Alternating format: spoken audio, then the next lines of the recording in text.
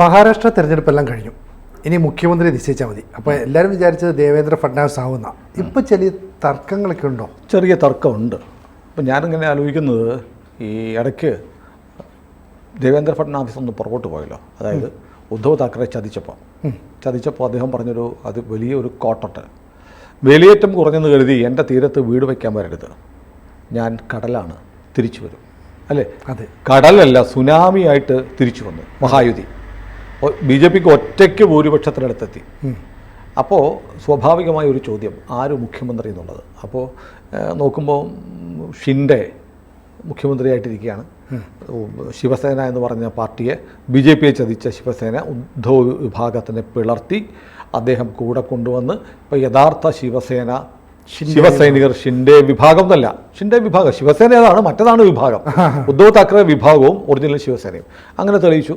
പിന്നെ ഈ പറഞ്ഞ അവിടെ സ്ത്രീകളുടെ വോട്ട് വലിയ തോതിൽ കിട്ടാനുള്ള പദ്ധതികൾ, ക്ഷേമ പദ്ധതികൾ ആവിഷ്കരിച്ചതിൽ ഷിൻഡെയുടെ ഒരു പങ്ക്, പിന്നെ വലിയ ആക്ഷേപങ്ങളൊന്നുമില്ലാതെ സർക്കാരിനെ കൂട്ടിക്കൊണ്ടുപോയതിലൊരു പങ്ക്, അങ്ങനെ വല്ലാതെ ഒരു പോസിറ്റീവായിട്ടുള്ള കാര്യമുണ്ട്. അപ്പോൾ വലിയൊരു വൈകാരികമായ അടുപ്പമുണ്ട്. പിന്നെ താഴെ തട്ടിൽ നിന്ന് വന്ന ആൾ, അങ്ങനെയുണ്ട്. ഒരു ഓട്ടോറിക്ഷ ഒക്കെ ഓടിച്ചു നടന്ന ആളാണ് ഷിൻഡെ. അതുകൊണ്ട് ഷിൻഡെ മുഖ്യമന്ത്രി ആയിരിക്കണം. ശിവസേനയ്ക്ക് ഒരു മറുപടി ഉദ്ധവ് താക്കറെക്ക് ഒരു മറുപടി കൊടുക്കാൻ വേണ്ടി ഷിൻഡെ തുടരണമെന്ന് ശിവസേനക്കാർ വിശ്വസിക്കുന്നുണ്ട്. കാരണം നേരത്തെ ഈ പറഞ്ഞതുപോലെ ശിവസേനയും BJPയും തമ്മിൽ ഉദ്ധവ് താക്കറെ ഉള്ളപ്പോൾ ഒന്നിച്ച് മത്സരിച്ച് അധികാരത്തിൽ വന്ന് കൂടുതൽ സീറ്റുകൾ കിട്ടിയ BJP മുഖ്യമന്ത്രിയാകും എന്ന് കണ്ടപ്പോഴാണ് തനിക്ക് മുഖ്യമന്ത്രിയാകാൻ വേണ്ടിയിട്ട് ശിവസേനയെ വിളിച്ചുകൊണ്ട് NCP കോൺഗ്രസ് മുന്നണിയിലേക്ക് ഉദ്ധവ് താക്കറെ പോയത്. അപ്പോൾ BJP മുഖ്യമന്ത്രിയാവരുത് എന്ന് ഉദ്ധവിന് ആഗ്രഹമുണ്ടായിരുന്നു, തനിക്ക് മുഖ്യമന്ത്രി ആവണമെന്നുണ്ടായിരുന്നു. അതേപോലെ ഇപ്പം ഉദ്ധവ് പറയും, കണ്ടില്ലേ ജയിച്ചു കഴിഞ്ഞപ്പോഴത്തേക്ക് ഷിൻഡേനെ എടുത്ത് കളഞ്ഞുവെന്ന് ഉദ്ധവിന് മറുപടി പറയാൻ ഒരവസരം ഉണ്ടാക്കി കൊടുക്കണോ, അതുകൊണ്ട് ഷിൻഡെ തുറന്നാൽ പോരെ എന്നാണ് ശിവസേനയിലെ ചില ആളുകൾ മുന്നോട്ട് വെക്കുന്ന വാദം. പ്രത്യേകിച്ച് ലോക്കൽ ബോഡി ഇലക്ഷൻ കൂടെ വരികയാണ്, അവിടെയും ജയിക്കണം. ഇനി അതുകൊണ്ട് ഷിൻഡയെ മുന്നിൽ നിർത്തിക്കൊണ്ട് പോയാൽ മതി, ഷിൻഡയെ മാറ്റുന്നത് വലിയ വിഷമമാണ് എന്നൊക്കെ പറയുന്ന തരത്തിലാണ് ശിവസേനയിലുള്ള ഒരു പൊതുവികാരം.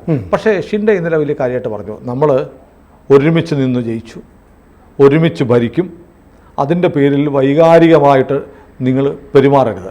ഒരുപാട് പേര് മുംബൈയിലെ ശിവസേനയുടെ ആസ്ഥാനത്തേക്ക് വരാനുള്ള ആഹ്വാനങ്ങൾ, എല്ലാവരും വരൂ നമുക്ക് മുംബൈക്ക് പോകാം, ചലോ മുംബൈ എന്ന് പറഞ്ഞ് ശിവസേനക്കാരുടെ ഒരു മർമറിങ് ക്യാമ്പയിൻ നടക്കുന്നുണ്ട്.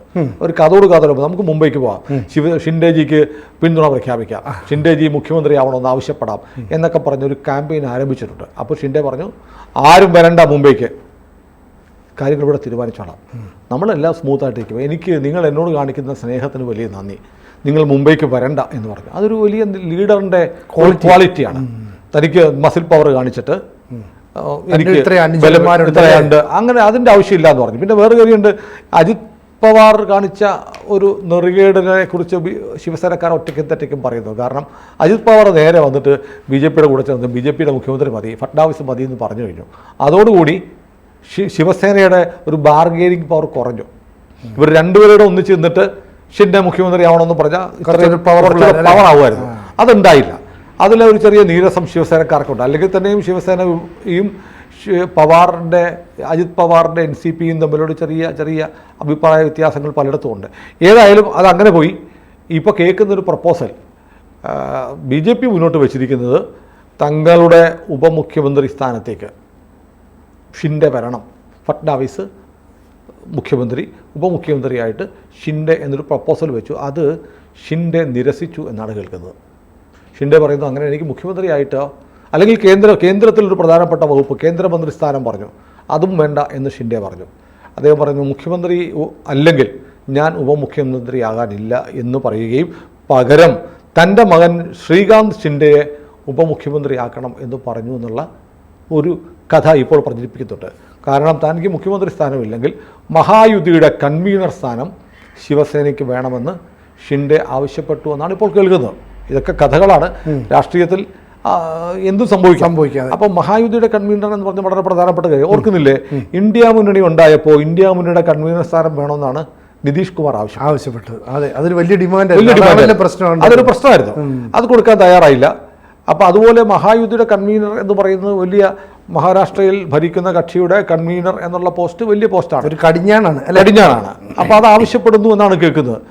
അതോടെ തൻ്റെ മകനെ ശ്രീകാന്ത് ഷിൻഡെ, ഇപ്പോൾ അദ്ദേഹം കല്യാണിൽ നിന്നുള്ള എംപിയാണ്, ഉപമുഖ്യമന്ത്രിയാക്കണം എന്ന് പറയുന്നുണ്ട്. പക്ഷേ അത് ഈ രാഷ്ട്രീയ വൃത്തങ്ങൾ കേൾക്കുന്ന കഥയാണോ എന്നൊരു സംശയം കൂടെ നമുക്ക് മുന്നോട്ട് വെക്കേണ്ടി വരും. കാരണം ബാൽ താക്കറെ കഴിഞ്ഞു, ഉദ്ധവ് താക്കറെയുടെ മകൻ ഷിൻഡെ വന്നു, ഷിൻഡെയുടെ മകൻ, ഇങ്ങനെ അത് ഇപ്പോൾ തന്നെ ഓൾറെഡി എം പിയാണ്. അങ്ങനെ ഒരു ഈ കുടുംബ രാഷ്ട്രീയത്തിലേക്ക് ഈ ഇപ്പോഴത്തെ ഒറിജിനൽ ശിവസേനയും ഷിൻഡെ ശിവസേനയും മാറുമോ എന്നുള്ള ഒരു ആക്ഷേപം വരാം. കമ്പാരിറ്റീവ്ലി ജൂനിയറാണ്, അങ്ങനെയുള്ള ഒരാളെ ശിവസേനയിൽ നിന്ന്, കാരണം ഉദ്ധവിൻ്റെ കൂടെയുള്ള പലരും ഇതിൻ്റെ ഒപ്പമുണ്ട്, അവരൊക്കെ ഒരുപാട് സീനിയറായ ആളുകളുണ്ട്. അപ്പോഴത്തേക്ക് മകനെ കൊണ്ടുവരാമോ, ഒരു പാർലമെൻറ്റിലേക്ക് എം പി ആയിരിക്കുന്ന ആളെ രാജിവെപ്പിച്ച് കൊണ്ടുവരണോ, ഇത്തരം പ്രശ്നങ്ങളൊക്കെ ഉണ്ട്. അതോടൊപ്പം തന്നെ ഉദ്ധവ് വിഭാഗത്തോടൊപ്പം ഉള്ള കുറേ എം പിമാർ ഇപ്പം ഇങ്ങോട്ട് വരാനുള്ള സന്നദ്ധത പറഞ്ഞു എന്നൊക്കെ പറയുന്നുണ്ട്. ഒരുപക്ഷെ ഉദ്ധവ് വിഭാഗത്തിൽ നിന്ന് കുറച്ച് എം പിമാരെ അടർത്തി മാറ്റി ഈ സമയത്ത് ഷിൻഡെ കൊണ്ടുവന്നാൽ ഷിൻഡെയുടെ മുഖ്യമന്ത്രി സ്ഥാനത്തിന് ഉള്ള സാധ്യത ഒന്ന് കൂടും. പാർലമെൻറ്റിൽ BJPക്ക് കൂടുതൽ നമ്പർ ആവശ്യമുണ്ട്, NDAക്ക്. അതെ, എത്ര നമ്പർ കൂടുതൽ കിട്ടുന്നു അത്രയും നല്ലതാണ്. അപ്പോൾ ഒരുപക്ഷെ ശിവസേനയ്ക്ക് കൂടുതൽ 5-6 എം പിമാരെ അടർത്തി മാറ്റിയെടുത്ത് തങ്ങൾക്കൊപ്പം ചേർക്കാൻ കഴിഞ്ഞാൽ ഷിൻഡെയുടെ ബാർഗെയിനിങ് കപ്പാസിറ്റി കൂടും. അതോടൊപ്പം തന്നെ ഈ ഷിൻഡെയുടെ മകനെ ആക്കണമെന്ന് ചോദിച്ചാൽ BJPക്ക് എതിർപ്പൊന്നും ഉണ്ടാവത്തില്ല. കാരണം ശിവസേനയ്ക്ക് ഉപമുഖ്യമന്ത്രി സ്ഥാനം കൊടുക്കുന്നു, അത് ആരെന്ന് അവർക്ക് തീരുമാനിക്കാം. പക്ഷേ അദ്ദേഹത്തിൻ്റെ പാർട്ടിയിൽ അതെങ്ങനെ സ്വീകരിക്കപ്പെടും എന്നൊരു ഒരു ആശയക്കുഴപ്പമുണ്ട്. ചിലപ്പോൾ തർക്കങ്ങളുണ്ടാവാം. അത് അച്ഛൻ ഒഴിഞ്ഞപ്പോൾ മകനെ ഏൽപ്പിച്ചു, ഇനി ഇങ്ങനെയാണ് പോകുന്നതെന്നുള്ള ഒരു മെസ്സേജ് വരാം. പക്ഷേ ഈ വടക്കേ ഇന്ത്യൻ പൊളിറ്റിക്സിൽ ഇതൊന്നും വലിയ കാര്യമൊന്നുമില്ല. അച്ഛനോ ഭാര്യയോ മക്കളോ മരുമക്കളോ ആരൊക്കെയാണല്ലോ അവർ വോട്ട് ചെയ്യും, അവർക്ക് വീട്ടിൽ ഇരുന്ന് തീരുമാനിക്കും, നാട്ടുകാർ വോട്ട് ചെയ്യും. ഇതാണ് പൊതുവിൽ നടക്കുന്നത്. പിന്നെ ശിവസേനയൊക്കെ കുറച്ചുകൂടെ ഒരു കേഡർ സ്വഭാവമുള്ള പാർട്ടിയൊക്കെ ആയതുകൊണ്ട് കുറച്ചുകൂടെയൊക്കെ അവർ മൂല്യങ്ങളൊക്കെ നോക്കുന്നവരാണ്. ഏതായാലും മഹാരാഷ്ട്രയിൽ വിചാരിച്ച പോലെ എളുപ്പത്തിൽ ഇന്നലെ വൈകുന്നേരം, കാരണം ഇന്നലെ ആയിരുന്നു കാവൽ മന്ത്രിസഭയുടെ കാലാവധി കഴിയുന്നത്. കാവൽ മന്ത്രിസഭയ്ക്ക് കാലാവധിയില്ല, ഷിൻഡെയുടെ കാലാവധി കഴിഞ്ഞു. നിലവിലുള്ള മന്ത്രിസഭയുടെ കാലാവധി കഴിഞ്ഞ് രാജിവെച്ചു, നിയമസഭയും കഴിഞ്ഞു.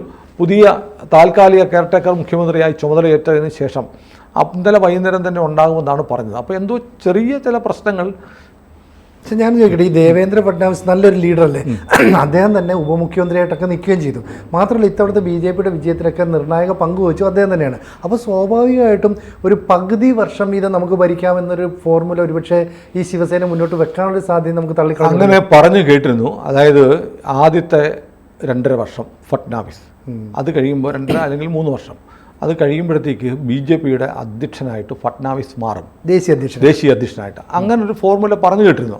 പക്ഷേ അതേക്കുറിച്ച് ഇപ്പോൾ ആരും സംസാരിക്കുന്നില്ല. കാരണം ഇപ്പോൾ തന്നെ BJPയുടെ അധ്യക്ഷൻ നദ്ദയാണ്, അദ്ദേഹം കേന്ദ്രമന്ത്രിയും കൂടിയാണ്. അപ്പം അതുകൊണ്ട് ഇരട്ടപ്പദവി പതിവില്ലാത്തതാണ്. BJP അധ്യക്ഷനും മന്ത്രി പദവിയും കൂടെ ഒരുമിച്ച് കൈകാര്യം ചെയ്യാൻ വലിയ ബുദ്ധിമുട്ടാണ്. ക്യാബിനറ്റ് പ്രധാനപ്പെട്ട ഒരു വകുപ്പ് ഭരിക്കുന്നു.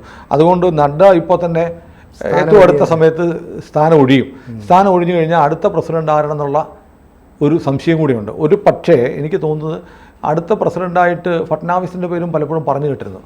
അങ്ങനെ ഫഡ്നാവിസ് BJPയുടെ അടുത്ത അധ്യക്ഷനാവുകയാണെങ്കിൽ മഹാരാഷ്ട്രയിൽ മുഖ്യമന്ത്രിയാകാൻ സാധ്യത കുറവാണ്. പക്ഷേ ഫഡ്നാവിസിൻ്റെ ആഗ്രഹം ഉണ്ടാകുമെന്ന് തോന്നുന്നില്ലേ മുഖ്യമന്ത്രിയായിട്ട് കുറച്ച് നാളെങ്കിലും മഹാരാഷ്ട്രയിലൊക്കെ? അല്ല, അങ്ങനെ എനിക്ക് തോന്നുന്നു BJPയുടെ ദേശീയ അധ്യക്ഷനാവുന്നതാണോ ഒരു സംസ്ഥാനത്തിന്റെ മുഖ്യമന്ത്രിയാവുന്നതാണ് വലിയ പദവി. അതെ, ദേശീയ വിജയത്തിലേക്ക് എത്തിച്ചതുകൊണ്ട് അതുകൊണ്ട് കാര്യമില്ല. ഇന്ത്യയിലെ മുഴുവൻ BJP സർക്കാരുകളെ നിയന്ത്രിക്കാൻ കഴിയുന്ന, വിരൽത്തുമ്പിൽ ഇട്ട് കറക്കാൻ പറ്റുന്ന BJPയുടെ ദേശീയ അധ്യക്ഷ പദവി കിട്ടിയാൽ ഫഡ്നാവിസ് മുഖ്യമന്ത്രി സ്ഥാനത്തിന് വേണ്ടി നിൽക്കുമെന്ന് കരുതുന്നില്ല.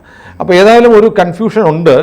അതുകൊണ്ടാണ് ഇപ്പോൾ നേരത്തെ പറഞ്ഞ ഒരു കാര്യങ്ങളുണ്ട്. ഇപ്പോൾ ഈ ഉദ്ധവ് വിഭാഗത്തിൽ നിന്ന് കുറച്ച് MLA-മാരെ അടർത്തിയെടുക്കാൻ ഈ പറയുന്ന ഞാൻ പറഞ്ഞ MPമാരുടെ അല്ല, MLA-മാരെ അടർത്തിയെടുത്താലേ അതിൽ നിന്ന് വരുള്ളൂ. MLA-മാരെ അടർത്തിയെടുത്ത് 19 MLA-മാരേ ഉള്ളൂ. അതിൽ തന്നെ അടർത്തിയെടുത്ത് വരിക എന്ന് പറഞ്ഞാൽ ഷിൻഡെയുടെ ഒരു നേട്ടമായിട്ട് അതിനകത്ത് മിനിമം പകുതിയെങ്കിലും വരേണ്ടി വരും അല്ലേ? അങ്ങനെ വരുമ്പോൾ ഈ അവരുടെ കൂടെ നിന്ന് MPമാരും ഇങ്ങോട്ട് സ്വാഭാവികമായിട്ട് MPമാർ വരും എന്നുള്ള MLA ഒരുമിച്ച് കൊണ്ടുവന്നാൽ ഈ ഷിൻഡെക്ക് പവർ വരുമെന്നായി. ഷിൻഡെക്ക് പവർ വരാം. കാരണം ഷിൻഡെയെ സംബന്ധിച്ച് ഷിൻഡെയുടെ ശിവസേന ഇനി ഒരിക്കലും BJP ചതിച്ചിട്ട് പോകില്ല. കാരണം അത് അദ്ദേഹത്തിൻ്റെ മുംബൈക്കാരും വരണ്ട എന്ന് പറഞ്ഞത് വ്യക്തമാണ്. അപ്പോൾ എനിക്ക് തോന്നുന്നു ഈ 2 നേതാക്കന്മാരും ഫഡ്നാവിസും ഷിൻഡെയും ഒരേപോലെ തന്നെ അങ്ങേയറ്റം താഴെ തട്ടിന്ന് വന്ന വളരെ എളിമയോടെ പെരുമാറുന്നത്. ഞാൻ കഴിഞ്ഞ ദിവസം ഒരു വീഡിയോ കണ്ടു, എൻ്റെ കയ്യിലില്ല, നമ്മുടെ പ്രേക്ഷകരെ കാണിക്കാൻ. അതായത് കൈകളില്ലാത്തൊരു പെൺകുട്ടി ഫഡ്നാവിസിൻ്റെ അടുത്തിരിക്കുകയാണ്. ഫട്നാവിസിനെ ആ കുട്ടി എന്ത് ചെയ്യുന്നു, ഒരു പാത്രത്തിൽ നിന്ന് കുങ്കുമം അവളുടെ കാലിൻ്റെ തള്ളവിരലിൽ അത് പതിപ്പിച്ചിട്ട് കാലിൻ്റെ തള്ളവിരൽ കൊണ്ട് നെറുകയിൽ ചാർത്തുന്നു. എന്നിട്ട് അവൾ ഒരു ദീപം കാലിൻ്റെ വിരലുകളിൽ കൊണ്ട് പിടിച്ചിട്ട് അദ്ദേഹത്തിന് ചുറ്റും ദീപം ഒഴിയുന്നു. കാലില്ലാത്ത പെൺകുട്ടിയാണ്, കൈയില്ലാത്ത പെൺകുട്ടിയാണ്. കാലുകൾ കൊണ്ടാണ് അവൾ എഴുതുകയും ഒക്കെ ചെയ്യുന്നത്. അങ്ങനെ ഒരു വീഡിയോ കണ്ടു. അപ്പോൾ നമ്മൾ ആരെങ്കിലുമൊക്കെ നോക്കുമ്പോൾ ഒരാൾ കാലുകൊണ്ട് നെറ്റിയെ തൊടാനൊക്കെ സമ്മതിക്കുമെന്ന് ചോദിച്ചാൽ സാധാരണ ഇതിൽ ആളുകൾ സമ്മതിക്കില്ല. പക്ഷേ അദ്ദേഹം വളരെ കൂളായിട്ട് നിലത്തിരുന്ന് ആ പെൺകുട്ടി തിലകം ചാർത്തുന്നതും ദീപം ഒഴിയുന്നതിനുമൊക്കെ നിന്ന് കൊടുക്കുന്ന ഒരു ഫട്നാവിസിനെ കണ്ടു. ഞാൻ അതിലൊക്കെ ഉപരി നമ്മൾ ഷിൻഡെ പറഞ്ഞല്ലോ, ആരും ഇങ്ങോട്ട് വരണ്ട, മുംബൈക്കാരും വരണ്ട എന്ന് പറഞ്ഞ പോലെ നോക്കൂ, മുഖ്യമന്ത്രി ആയിരുന്ന ആൾ അപ്പുറത്തുനിന്ന് ഒരാൾ ഇങ്ങോട്ട് വന്നപ്പോൾ കസേര മാറി അവിടെ ഇരുന്നോളാൻ പറഞ്ഞു. ഒരു അമർഷവും ഇല്ലാതെ അദ്ദേഹത്തിൻ്റെ കീഴിൽ ഉപമുഖ്യമന്ത്രിയായിട്ടിരുന്നു ഫട്നാവിസ്. അപ്പോൾ ഒരു ദേവേന്ദ്ര പദവിയിൽ, ദേവേന്ദ്രനെ പോലെ രാജപദവിയിൽ ഇരുന്ന ആൾ അതിൻ്റെ താഴത്ത് വന്നിട്ട് അതിൻ്റെ സ്ഥാനത്തിരുന്ന ആളാണ് ഫട്നാവിസ്. അപ്പോൾ ഈ രണ്ട് നേതാക്കന്മാരും വലിയ ഹിന്ദുത്വ കോസുള്ളവരും ഏറ്റവും വിനയപൂർവ്വവും ഏറ്റവും ആദർശപരമായും പെരുമാറാൻ കഴിയുന്നവരുമാണ്. അപ്പോൾ ഇത് നമ്മളെ സംബന്ധിച്ച് നമുക്ക് രണ്ടുപേരെയും നോക്കുമ്പോൾ രണ്ടുപേരെയും നമുക്ക് പ്രിയപ്പെട്ടവരാണ്. ഒരാൾ ശിവസേനയാണെങ്കിലും ഒരാൾ BJP ആണെങ്കിലും രണ്ടുപേരും മികച്ച നേതാക്കന്മാരാണ്. രാജ്യത്തിന് വലിയ അസറ്റാവുന്ന നേതാക്കന്മാരാണ്, രാജ്യത്തെ നയിക്കാൻ പ്രാപ്തിയുള്ളവരാണ്. ഏതായാലും മഹാരാഷ്ട്രയിൽ മറ്റ് സംസ്ഥാനങ്ങളിലെ പോലെ കൂട്ടത്തല്ലും അടിയും വെടിവെപ്പൊന്നും ഉണ്ടാവത്തില്ല. സമാധാനപരമായ ഒരു തീരുമാനം ഉണ്ടാവും. നമ്മൾ ഒരുപക്ഷെ ഈ വീഡിയോ എയർ ചെയ്യുമ്പോഴത്തേക്കും മഹാരാഷ്ട്രയെ ആര് നയിക്കും എന്നുള്ള തീരുമാനം വന്നിരിക്കാം. ഏതായാലും നമുക്ക് തുടക്കത്തിൽ പറഞ്ഞ പോലെ ഫട്നാവിസ് മാത്രമല്ല, മഹായുതിക്കും ബാധകമാണ് ഫട്നാവിസ് പറഞ്ഞത്. വേലിയേറ്റം കണ്ടെന്ന് കരുതി തീരത്ത് വീട് വയ്ക്കാൻ നോക്കരുത്, കടലാണ്, തിരിച്ചു വരും. അങ്ങനെ തിരിച്ചു വന്നു BJP. ഉദ്ധവ് താക്കറെ ചെയ്ത ചതിയിൽ പരിക്കേറ്റ് വീണുപോയ BJPയും മഹായുതിയും തിരിച്ചു വന്നിരിക്കുകയാണ്. കടലായിട്ട് മഹാസമുദ്രമായി വന്ന് നിൽക്കുകയാണ്. എല്ലാവരും നോക്കുന്ന പോലെ മഹാരാഷ്ട്രയിലെ തീരുമാനം വരട്ടെ.